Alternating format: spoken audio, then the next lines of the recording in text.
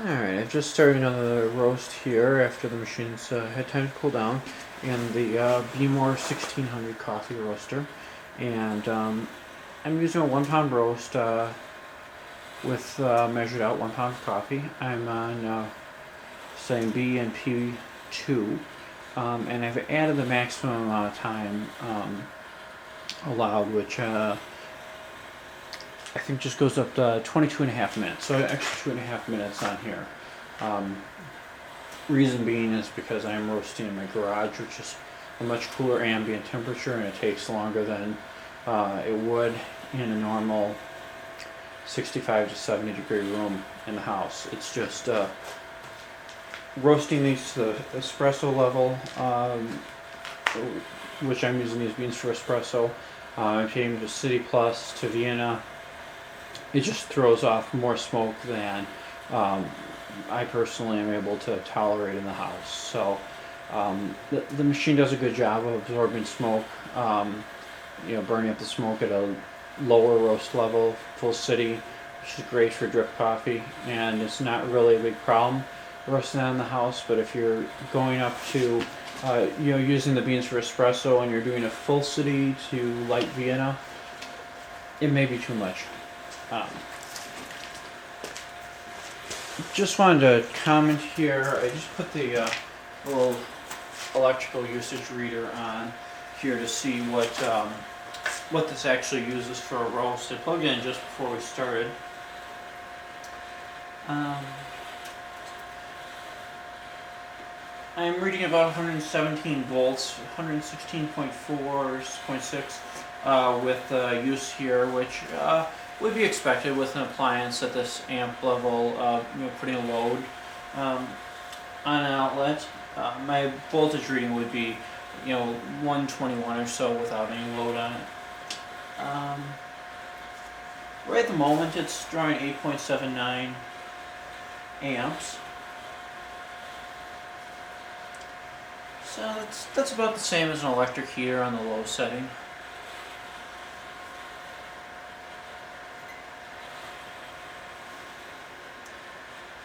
And alright, now I just switched over to kilowatt hour settings, and I'll make sure to mention this through the end of the video. It's at 0.05 right now, and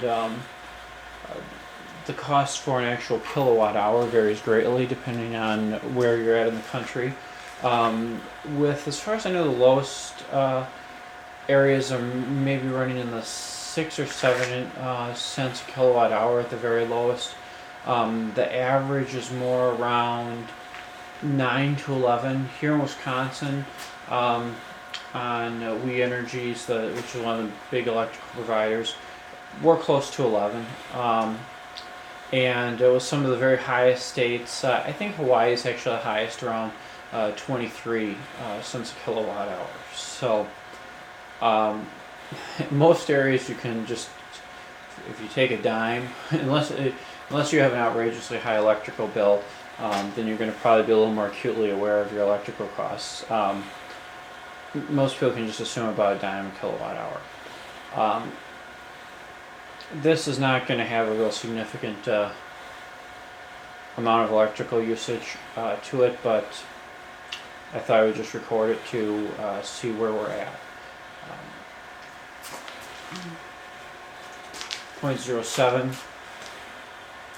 So in a minute we'll get here to 0.1 and tenth of a kilowatt hour. So that's going to be about a penny worth of electrical usage.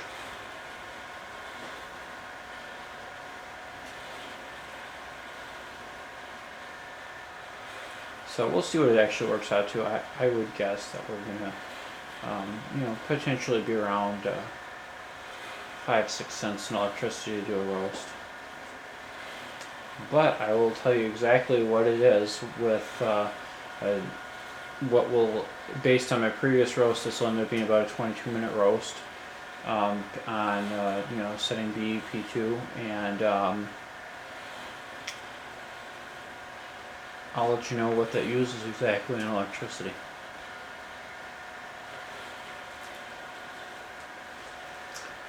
So we're going to go ahead and let this run for a little while, and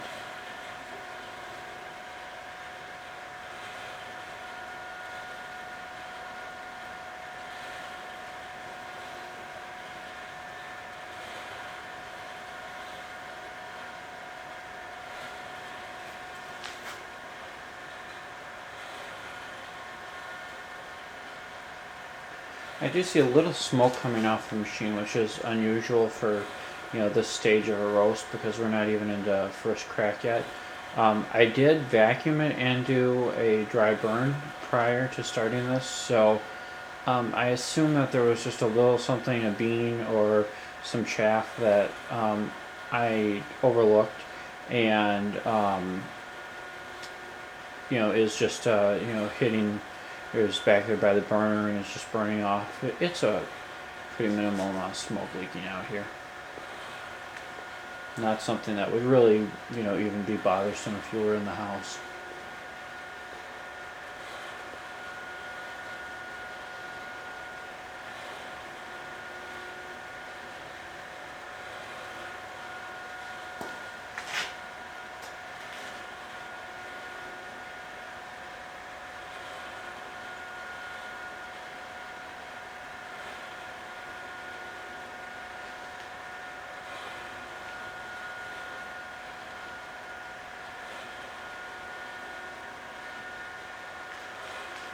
It's a good reminder. Seeing a little smoke there. That with a high wattage appliance like this, it's not something that you want to just plug in and forget about it. Just like any type of high temperature cooker, you wouldn't throw something in your toaster oven and set it to broil and go wander away and check on it in 20 minutes. And, hope that it did well. Even though this product does have, essentially has a built-in safety feature by having, a time limit and as to how long that the maximum amount of time that you can run a roast for, and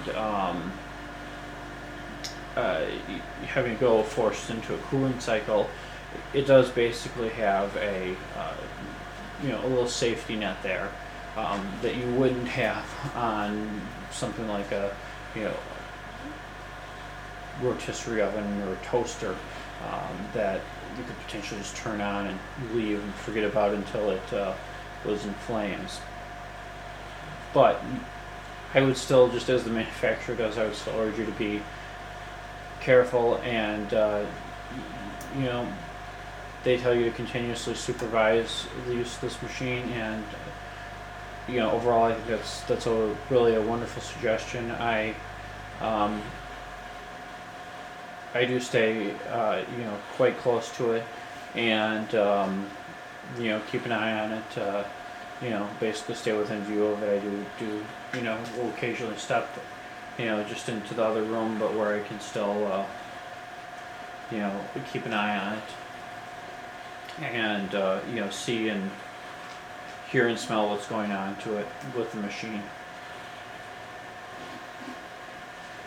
And that's especially important as you get further in your roast. You're gonna, oftentimes want to end your roast at something before the timer runs out, or you may want to add to the timer.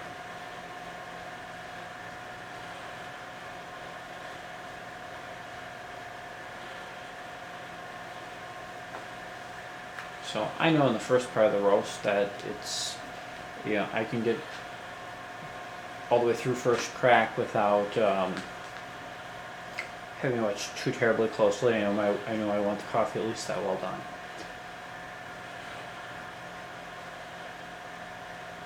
But it's certainly a good learning experience too, to not only safety, but a good learning experience to keep an eye, an ear on the machine and the smells, and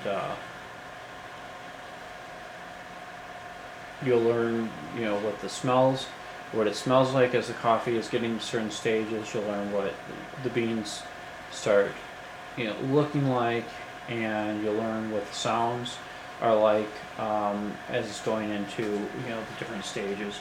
What first crack sounds like, what little pops in between, what second track sounds like.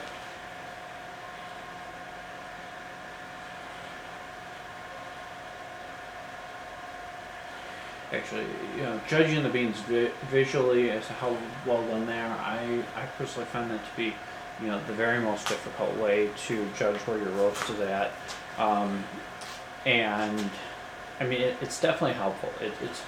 It's great in this machine being able to see the beans. It's very helpful to assist in that process, but listening and kind of knowing how to judge where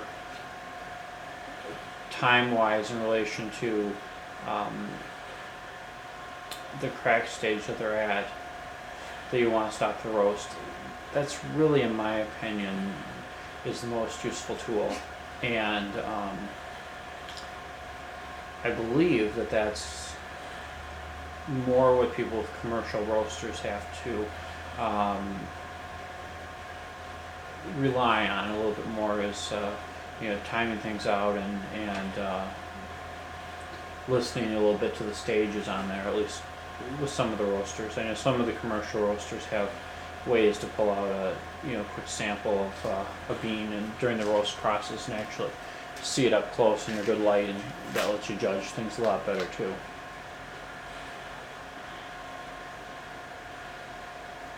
You unfortunately don't have that capability with most home roasters, as far as I know. I did see a roaster being discussed that was kind of a little baby version of a commercial roaster. I think it was called a M3, and that might have had a way to take a sample out while you're roasting, but they were still over $1,000.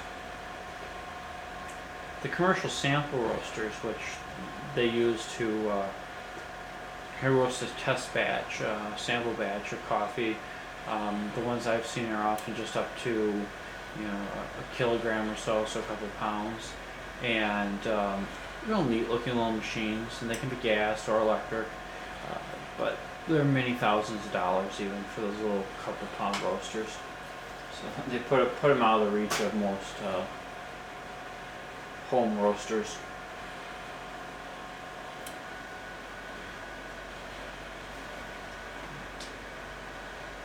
This really is a pretty ingenious appliance. I give Joe a lot of credit for coming up with this, and he did a good job putting this all together and coming up with all the features and working out everything with this machine. Because in a way, if people glance at this and their first impression is they go, oh, it kind of looks like a toaster oven, and in a way it does, but it's much different. It has a lot more weight to it than a cheap toaster oven, and it obviously has the whole motor rotisserie mechanism to it. It has the smoke burning type of apparatus built into it to chew up some of that smoke and prevent it from getting into your environment in your house.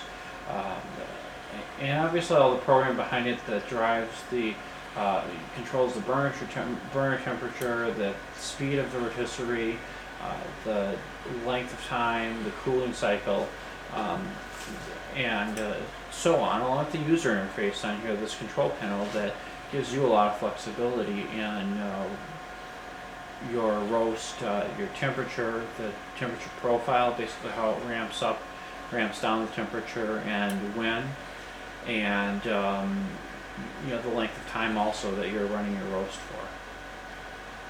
So for the price point, it's really a neat product. There's not really anything that's comparable to it in this in the sub $500 price range on the market right now.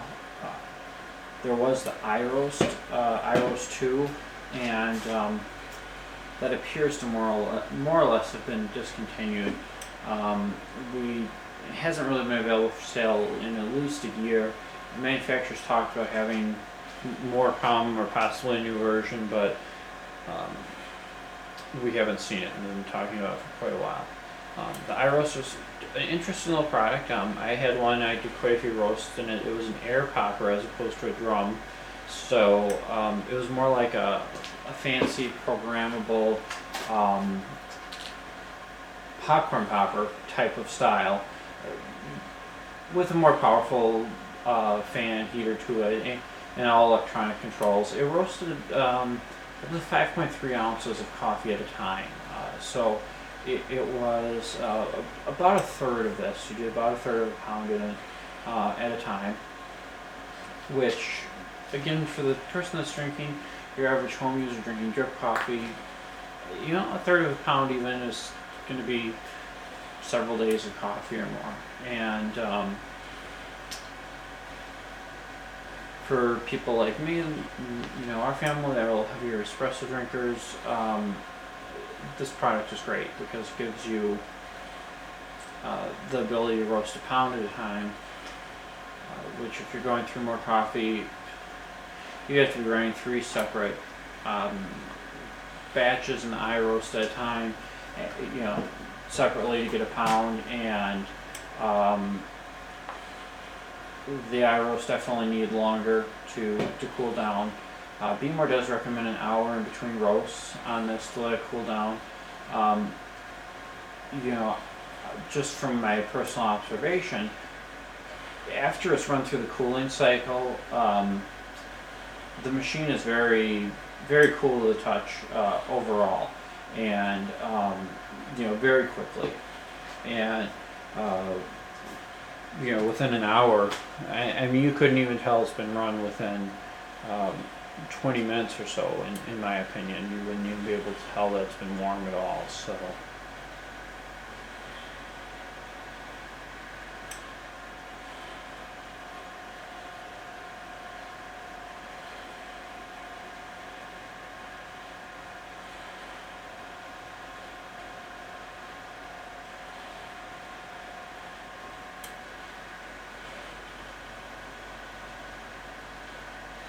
less than 5 minutes, the coffee's getting darker here, and it won't be too much longer.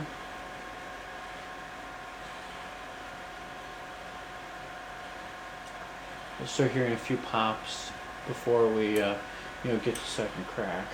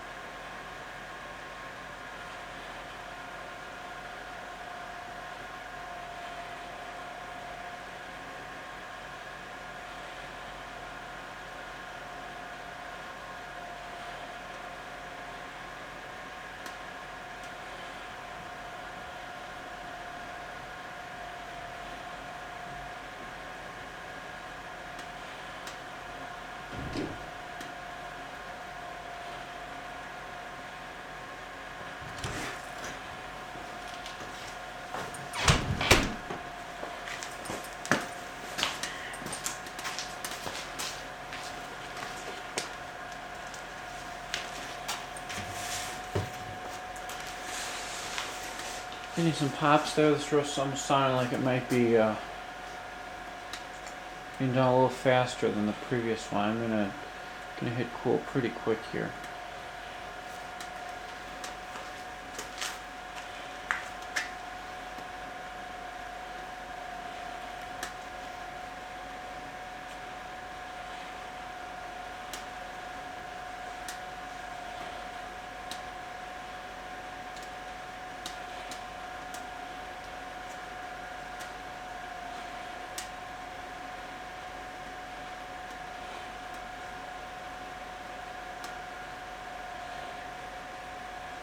If you are taking a roast to the beginning of second crack, meaning you're looking for that you know, City Plus light Vienna type roast, um,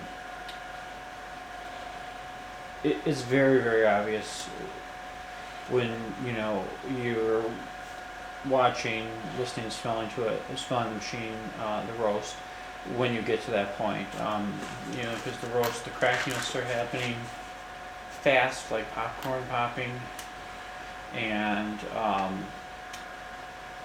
you'll get into a very distinctive smell, and you'll start seeing the visible smoke right about that same time.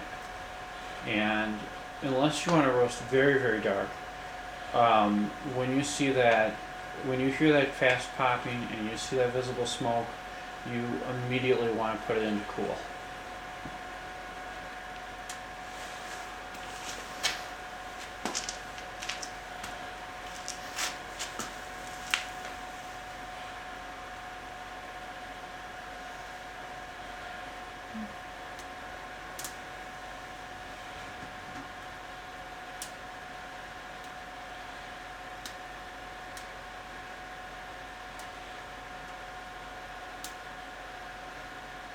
And I was off a little bit. This one was going to be about the same time frame as the last roast.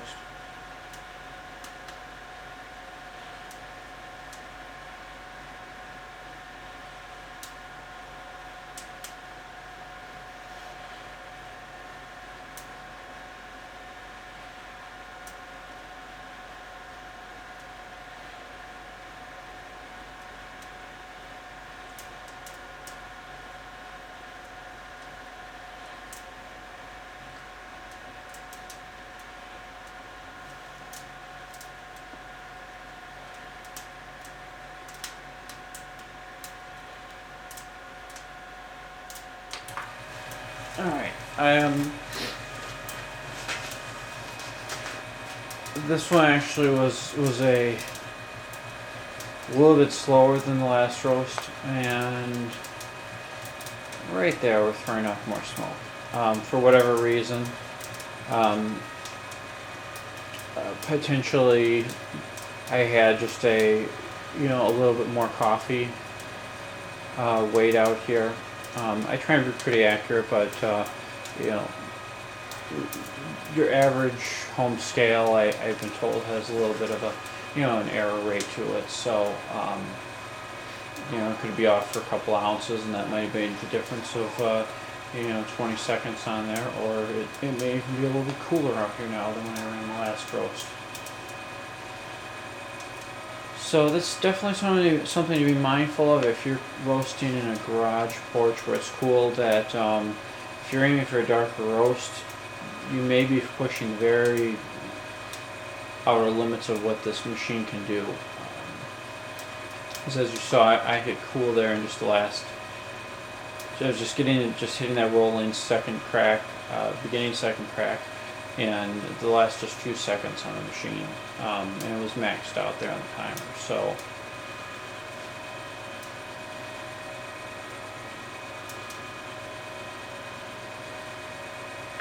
if it was any colder and it needed longer, you wouldn't have that option. The machine would have gone into forcible cooling, and your roast would have been what it was. As to our electrical usage here, we're at 0.48 kilowatt hours. Since the burners are off, I don't expect that number to raise up by very much. I'll update it again here in 11 minutes at the end of the video. But 0.49, so we're going to be just over half a kilowatt hour. So we're going to be about 6 cents for this in electricity for this roast.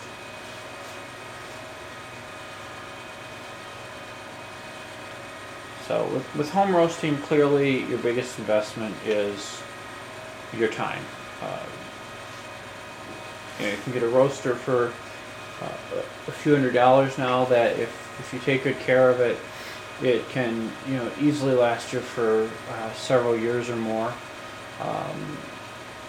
Making it work out to $10 or less a month to own, and you are using a nominal amount of electricity, and your greens, depending where you get your green beans from, you're going to be paying potentially $3 to $5 a pound. Even $5 a pound for some real good quality beans. And you compare that to getting some good quality beans from, ordering those from a small roaster that's, going to give them to you fresh. If you're lucky enough to have someone in your area, you can drive there and pick it up. Otherwise, if you're ordering those, you're going to be paying shipping. And you're maybe paying $13 to $16 a pound or so for some, real good quality, roasted beans that would be on par with what you can make yourself. So if you go through a couple pounds a month, you can see how it pays to, it's more economical besides your time. Your time aside, it's more economical to roast yourself.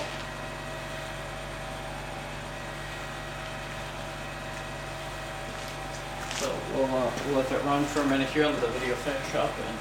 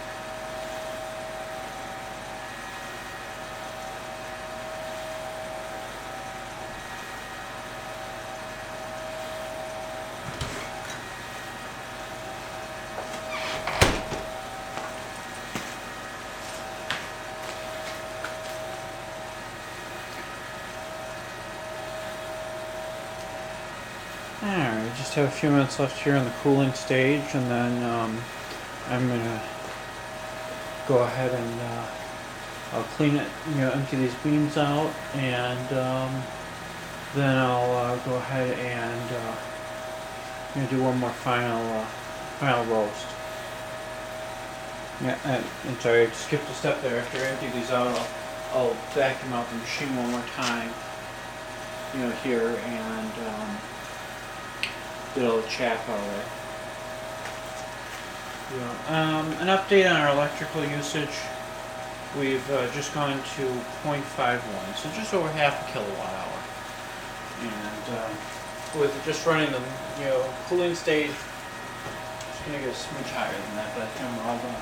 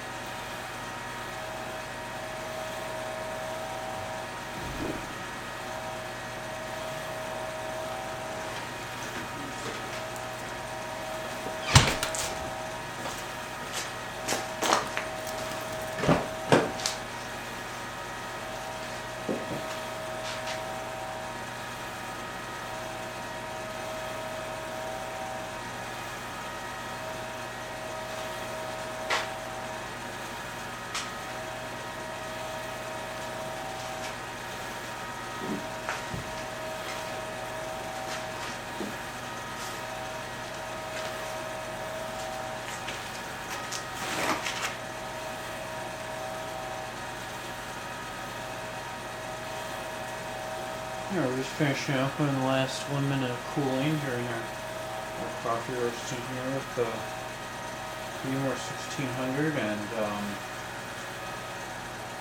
we're tracking electrical usage on this. We're at 0.51. See if I can get that with another camera here. Don't know if that shows up. So we're just about finishing up here. 30 seconds left on here, and then we have one more roast we're going to do this evening. With the overview here on this video of the setup in the garage, very fancy.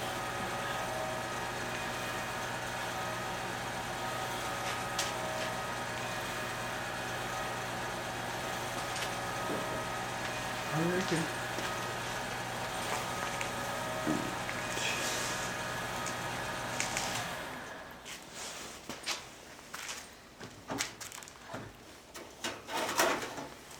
You get a fair amount of chaff.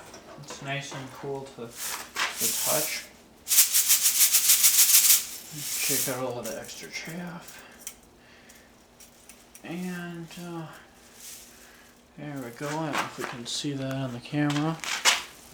There is the roast. And looks good. Looks like we achieved right in that same. That's very, very similar to the previous roast level. Looks very consistent. It's hard to tell that wasn't all done at the same time.